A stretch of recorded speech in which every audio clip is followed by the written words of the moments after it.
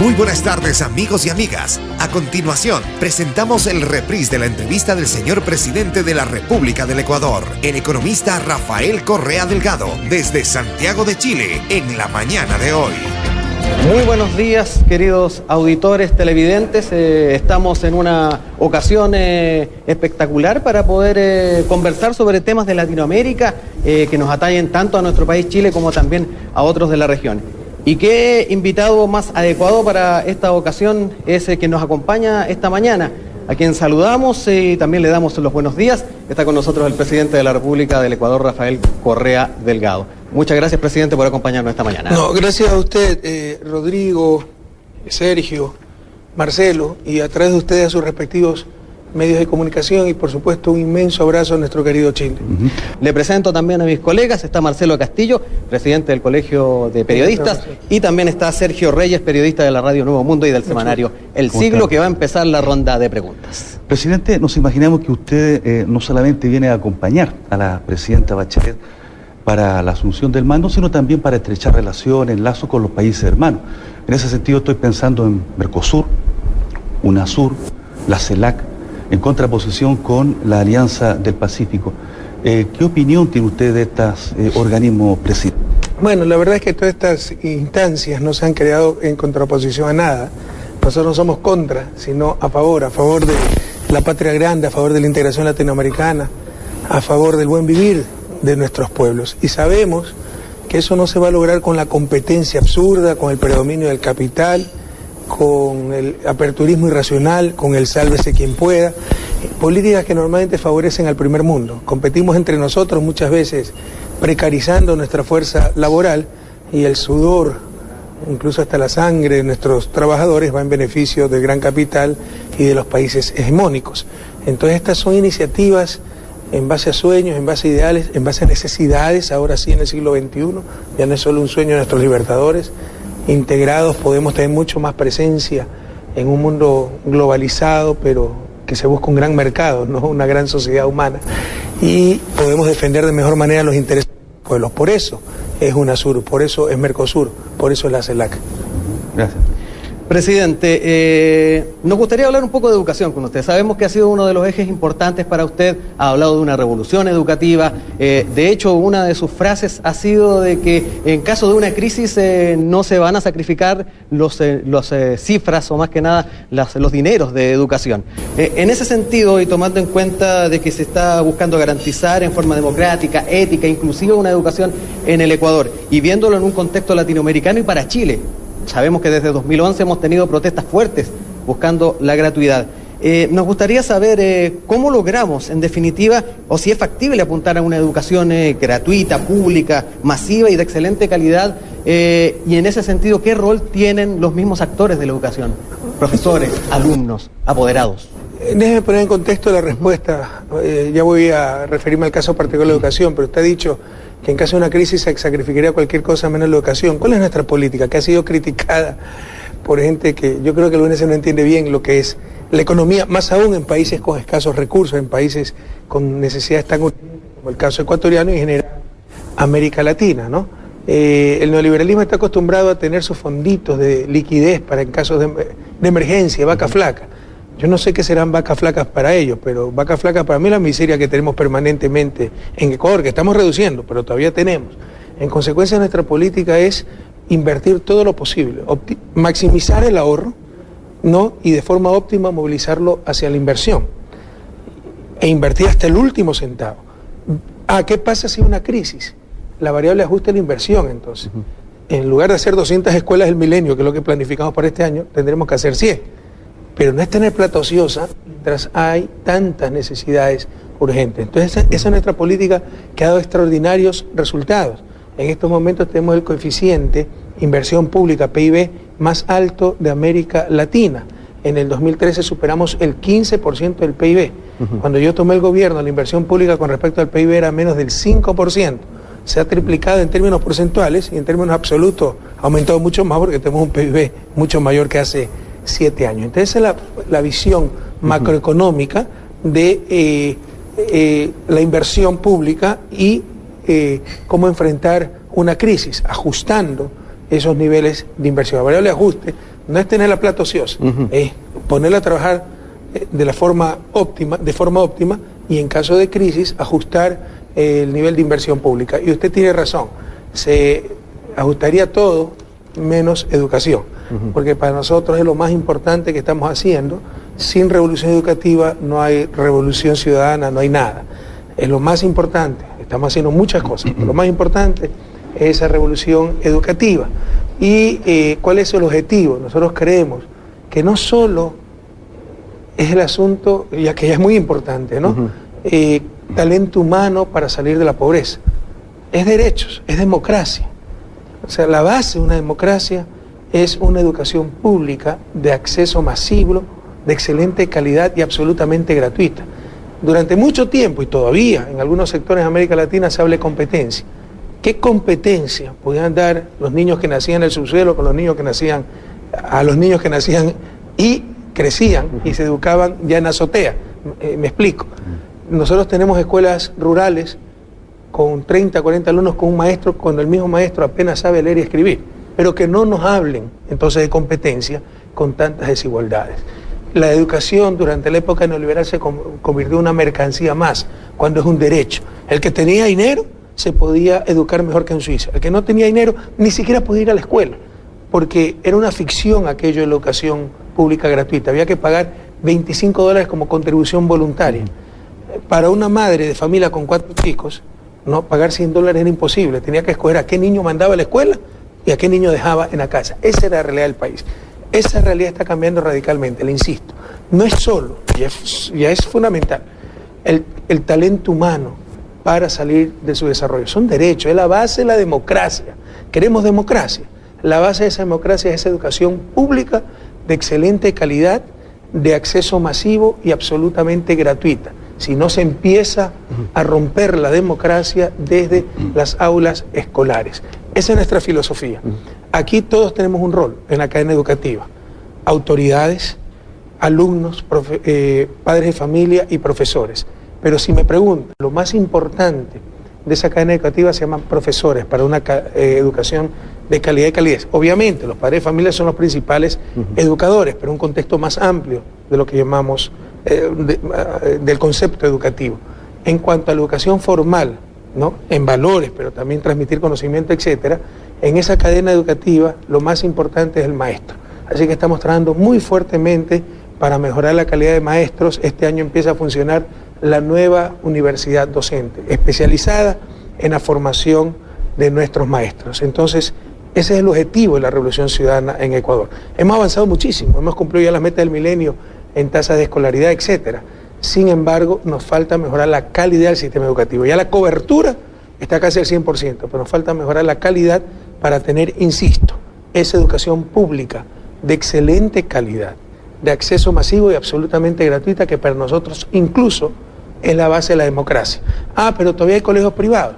Bueno, ojalá que sea de tan buena calidad la educación pública, que los colegios privados sean tan solo por fines confesionales. Los padres de familia tienen el derecho de enviar a sus hijos a la formación que ellos crean conveniente, por cuestiones culturales, que el colegio francés, que el colegio americano, que el colegio alemán. Sin embargo, entendemos también y sabemos, así ha funcionado América Latina, que por ahí quedarán algunos colegios de élite, cuya justificación esperamos ya no sea la calidad de la educación, sino la intríngulis social, ¿verdad? Enviar a sus hijos para que se casen entre ellos. Las oligarquías latinoamericanas siempre han utilizado estas estrategias, pero que sean absolutamente innecesarios en cuanto a calidad de educación, porque debemos lograr una educación pública donde la calidad sea mucho mejor incluso que la de ciertos colegios, que la de todos los colegios privados. Muchas gracias, presidente. Okay. Presidente, como usted sabe, el Colegio de Periodistas de Chile ha seguido con mucho interés la Ley Orgánica de Comunicaciones en Ecuador. Queremos, y lo propusimos a todos los candidatos presidenciales en Chile, políticas públicas de comunicación y no solo mercado. Y por eso quiero preguntarle qué resultados ha tenido esta ley que se promulgó en junio, y he visto que se ha ido desarrollando, que ya hay un reglamento, que hay temas importantes justamente respecto de limitar la concentración de la propiedad, tanto en el sentido vertical como horizontal, y entonces, en definitiva, ¿hay más o menos libertad de prensa en Ecuador? desde que se aplica esta ley? Pongamos la respuesta en contexto. ¿Ustedes concuerdan conmigo que los medios de comunicación es un poder, el poder mediático, que puede hacer mucho bien a una sociedad? Yo creo que una buena prensa es básica para una democracia, pero que una mala prensa puede destruir una sociedad. ¿Coincidimos en eso o no? Porque si coincidimos en eso, que los medios de comunicación son un poder, el poder mediático, la sociedad no solo que tiene el derecho, tiene el deber de controlar estos poderes. Poder político, poder económico, ¿no? Y poder mediático. Cualquier clase de poder, una sociedad tiene el derecho y el deber de controlar. ¿Y cómo se hace ese control? A través de la expresión institucionalizada del deseo de esa sociedad, que se llama, esa expresión se llama ley. Entonces la ley de comunicación busca regular adecuadamente un inmenso poder que puede construir o destruir sociedades. Cuando empezamos a discutir la ley de comunicación, por favor revisen lo que decía la prensa, no defendiendo la verdad, sino defendiendo sus intereses. Cierta prensa, ¿no? Porque otros sectores de la prensa nos apoyaban, que se iba a acabar la libertad de expresión, que ya un radiodifusor permanente opositor al gobierno decía que él iba a tener que cerrar su noticiero apenas y su programa de entrevista apenas se apruebe la ley de comunicación, porque se iba a acabar la libertad de expresión. Bueno, ya lleva 2 años, me parece, de ley de comunicación y sigue él hablando cualquier cosa en su noticiero. En Ecuador está garantizado a nivel constitucional la libertad de expresión. Está prohibida la censura previa, y cuando se da la censura previa, nos lo dicen las encuestas, es por los dueños de los medios de comunicación, por los publicistas, los que financian esos medios. A usted no me puede hablar mal de la Coca-Cola, le quito la propaganda de la Coca-Cola. Así de simple, ustedes saben que esa es la realidad. Pero en todo caso, la Constitución garantiza la libertad de expresión, prohíbe la censura previa. Usted puede decir cualquier cosa en Ecuador, pero tiene que ser responsable de lo que diga. Entonces eso sí establece la ley de comunicación, da mecanismos a los ciudadanos para no ser linchados por el odio de un periodista, porque usted sabe el poder que da tener un micrófono, el poder que da poder escribir en un diario que le van a leer decenas de miles de personas. Entonces facilita, porque ya existía el derecho a la réplica. Dicho sea de paso, siempre existió una ley de comunicación de la dictadura, donde se podía hasta cerrar medios de comunicación, en un consejo donde tenía mayoría el gobierno. ¿Qué es lo que pasa? Esa ley no cubría los medios impresos. Entonces, por eso querían evitar la nueva ley que cubre a todos los medios, audiovisuales e impresos. Entonces, da el derecho a la réplica, o sea, en forma más expedita. Si es que no lo acepta, hay una superintendencia de comunicaciones que analiza el caso y tiene capacidad para ordenar esa rectificación. Da el derecho, pero a la réplica, el derecho a la rectificación, etc. Pero no solo eso, se quiso poner la ley de comunicación como una ley de medios, no es solo una ley de medios, que busca obviamente evitar la concentración, los oligopolios en los medios de comunicación.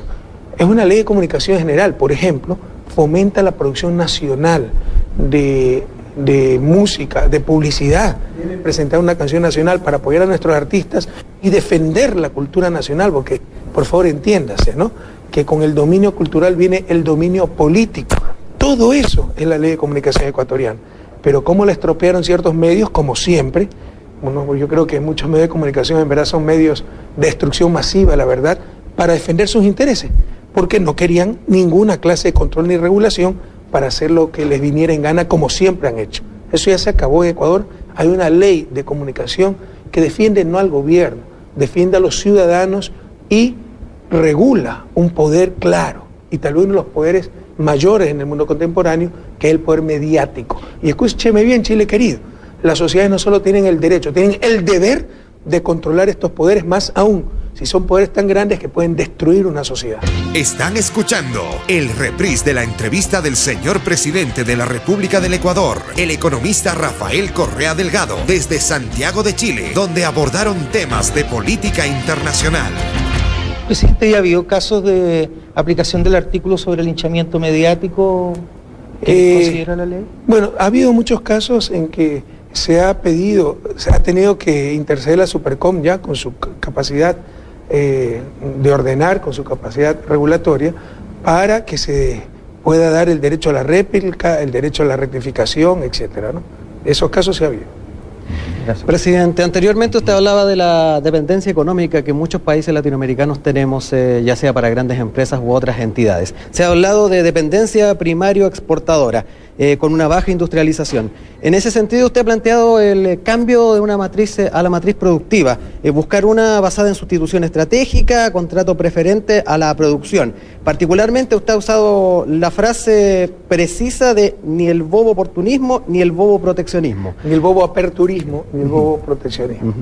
Mire, en ese sentido, perdón, presidente, para terminar sí, la pregunta, ¿es factible llevar adelante, en definitiva, reformas de esta naturaleza cuando tenemos muchas veces mala publicidad de parte de las grandes empresas? De hecho, también malos augurios. Aquí en Chile, hace poquito, el ministro que está por salir de Hacienda, Felipe Larraín, a propósito de las reformas que se quieren hacer por parte de Michelle Bachelet, decía que se van a ir las inversiones. ¿Es temeroso en ese sentido bien respecto a eso? O viene el cuco, ¿no? Exacto. Gente que pórtense bien o se van los santos. Mira, esa es la amenaza de siempre, ¿no? Y así hemos hipotecado nuestros países al capital transnacional.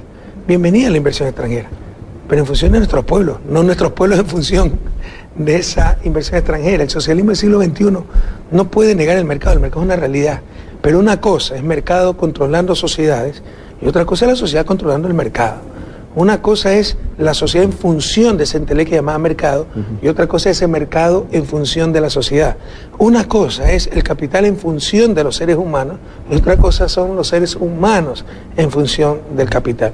Y así que bienvenida la inversión extranjera cuando cumple ciertas éticas con los trabajadores, con los consumidores, con la sociedad, con el medio ambiente, cuando da transferencia tecnológica, etcétera. Pero mucho cuidado, que en función de esa entelequia llamada inversión extranjera se hipoteque a nuestros países. Y es cierto una cosa, tal vez individualmente será el capital el que ponga las condiciones a cada uno de nuestros países. Por eso también es tan necesaria la integración, porque unidos serán nuestros pueblos, nuestros países los que les impongan las condiciones al capital transnacional. Con respecto a la matriz productiva, mire, aunque no es una división neta, clara, hay simultaneidades, etcétera, yo podría dividir las etapas del proceso ecuatoriano en tres partes. Primero, cambio en la relación de poder político, que es el paso inicial para el desarrollo. El problema de América Latina es eso, ¿quién nos ha dominado? ¿A dónde han ido los frutos del progreso cuando ha habido? Los frutos del avance tecnológico, etcétera. Deberíamos garantizarlo a nivel constitucional. Bueno, empezamos con presidente con una asamblea constituyente que cambiaba esas relaciones de poder.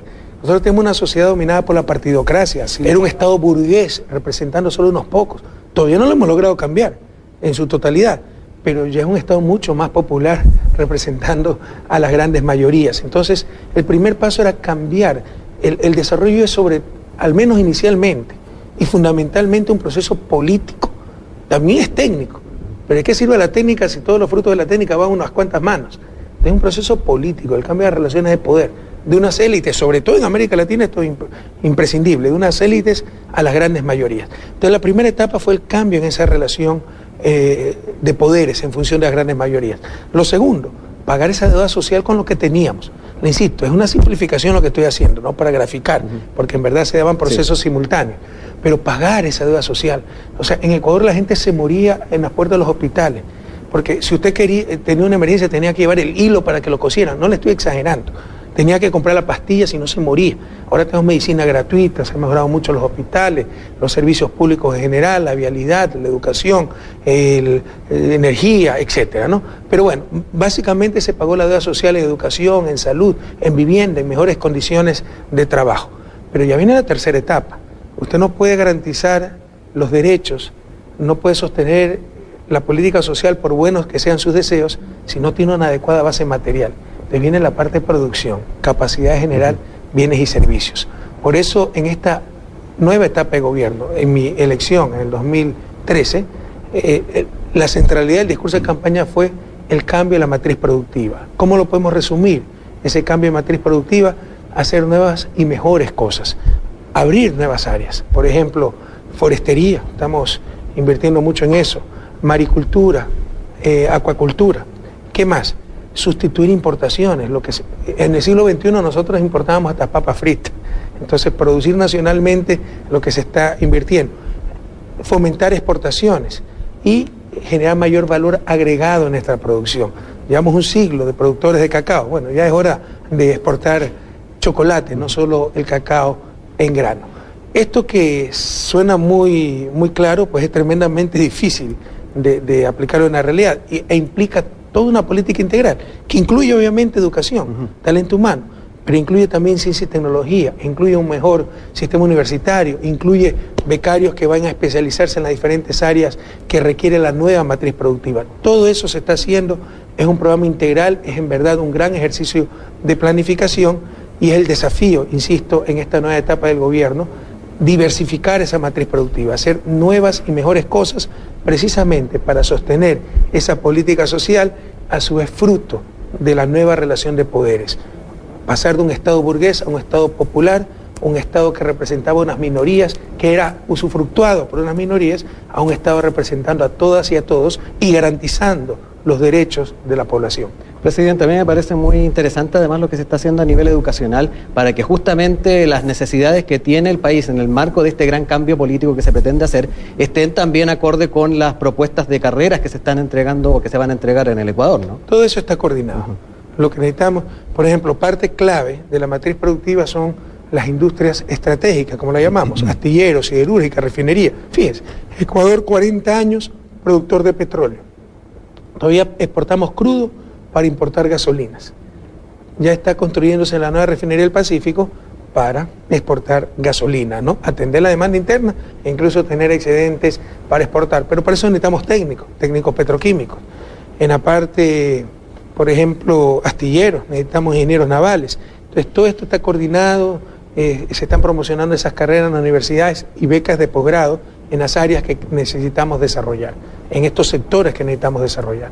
Bueno, presidente, muy importante, nosotros hemos visto aquí las informaciones que llegan de Ecuador respecto a los últimos resultados electorales y se decía que usted había perdido las elecciones municipales porque había perdido Quito y Guayaquil. Ahora, bueno, buscando en otras fuentes, porque tenemos que hacerlo así, cuesta que llegue la información completa a Chile, sabemos que no es tan así, que el resultado fue más bien favorable al gobierno, pero el resultado general. Y yo le pregunto sobre la base de estos resultados, ¿cuál es su perspectiva para las próximas elecciones presidenciales? Mira, hay mucho de centralismo y de manipulación, ¿no? El movimiento que nos sigue, el partido político que nos sigue, ganó la mitad, ¿no? Ganó unas 37 alcaldías. Además es aliado, es la socialdemocracia. Incluso eso fue uno de los factores para que no hayamos ganado más alcaldías, incluso para que hayamos perdido algunas alcaldías importantes, porque se dividió la votación. Esa socialdemocracia antes no tenía expresión. Había un partido socialdemócrata, izquierda democrática, histórico, que por una pésima conducción, incluso traiciones abiertas de sus dirigentes, ahora el dirigente que sepultó a la izquierda democrática es legislador por la extrema derecha. Imagínense, desapareció el partido, pero no desapareció la socialdemocracia. Entonces se crea hace unos 18 meses una nueva socialdemocracia, un nuevo partido representando a la socialdemocracia, Avanza, que es aliado cercano y que antes actuaba desde el interior de Alianza País, pero ahora tiene su propia vía de expresión. Entonces eso nos dividió mucho la votación y también nos ganó algunas alcaldías en los territorios. Pero de lejos sigue siendo, yo diría, no solo el partido más votado, Alianza País, sino el único partido con presencia nacional. Hemos ganado cerca de 70 alcaldías con respecto a 60 de la vez anterior. Perdimos Quito, que fue un revés duro. Perdimos Cuenca, que no es que cayó en manos de la oposición, sino de un líder local, pero por ejemplo, de los 15 concejales sacamos 9. Es decir, el partido más votado sigue siendo Alianza País. Guayaquil siempre ha sido un reducto a la derecha. Sin embargo, nuestra votación alcanzó cerca del 40%. Pero todo eso tergiversó la prensa, invisibilizando pues a los 221 municipios, a la inmensa mayoría de los 221 municipios que tiene el país y a las 24 provincias que tiene el país. Galápagos, que es provincia, no tiene gobierno provincial. No sé cómo se llamarían aquí los gobernadores de elección popular. Pero, por ejemplo, uno de los argumentos para decir que perdimos es que ganamos solo en una de las 10 grandes ciudades. O sea, por lo menos en 5 ganaron aliados o candidatos que, como no pudieron correr con nuestra lista, corrieron por partidos incluso locales, ¿no? Entonces no es que expresan una oposición al gobierno nacional. Pero lo que no dice, con esa misma lógica, es que ganamos en 7 de las 10 provincias más pobladas. Las provincias, por ejemplo, dicen, perdimos en Guayaquil, que siempre ha estado en manos de la derecha, no es que la teníamos y la perdimos. Pero bueno, Guayaquil es capital de la provincia del Guayas, la más poblada del país. Nosotros arrasamos a nivel de gobierno provincial. La segunda provincia más poblada es Pichincha, capital Quito. Perdimos en Quito, en la ciudad. Por ejemplo, en juntas parroquiales en Quito ganamos 25 a 33. En verdad ahí fue un problema del candidato al cual hicieron una campaña de destrucción terrible de su persona, de sus características individuales, etc. Pero en Pichincha ganamos el gobierno provincial y ganamos pues con 61%, 2-1, me explico. La tercera provincia más poblada se llama Manabí. Perdimos en la capital Puerto Viejo con un candidato que no pudo correr por nuestra lista y se fue con una lista ahí la que le dio espacio. Pero ganamos el gobierno de Manabí y ganamos arrasadoramente. La cuarta provincia más poblada se llama Los Ríos. Perdimos en la capital Baboyo. En todas estas capitales hemos quedado en segundo lugar. Los otros partidos algunas veces ganan y otras veces ni aparecen.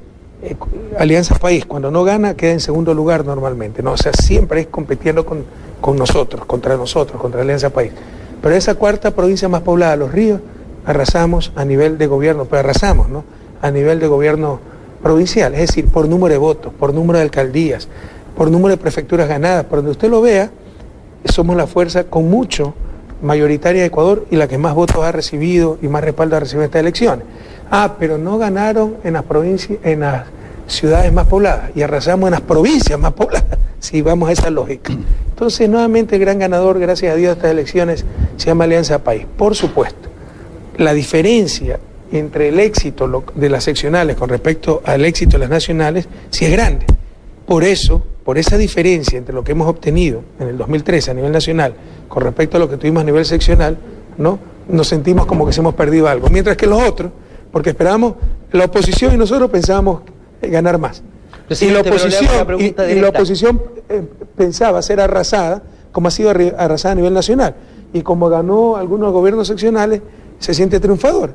Pero realmente, pues, por donde usted lo mire, quien venció en las anteriores elecciones se llama Alianza País. ¿Quién va a ser el candidato presidencial de Alianza País? ¿Va a ser bueno, usted, eso no lo podemos anticipar pues todavía. O sea, de acuerdo a la Constitución, yo no me puedo lanzar a la reelección. Se está discutiendo la reelección presidencial. En lo personal yo no he tomado ninguna decisión. Es más, había tomado, si usted quiere, he dejado la duda de que reflexionaría, pero yo había tomado la decisión de retirarme en el 2017. Obviamente vemos que las condiciones políticas han cambiado, que una derecha, ¿no?, ha resurgido a nivel seccional, e incluso en Quito es una derecha internacional con estrategia de poder, se enmarca en esta estrategia imperialista contra los gobiernos progresistas. Esto lo obliga a uno a reflexionar, pero no he tomado ninguna decisión definitiva. Lo que sí he dicho es que, dada la experiencia del 23 de febrero, habría que reflexionar sobre la reelección, porque se le derrumban los argumentos a la prensa que tiene terror a que el presidente Correa se reelija.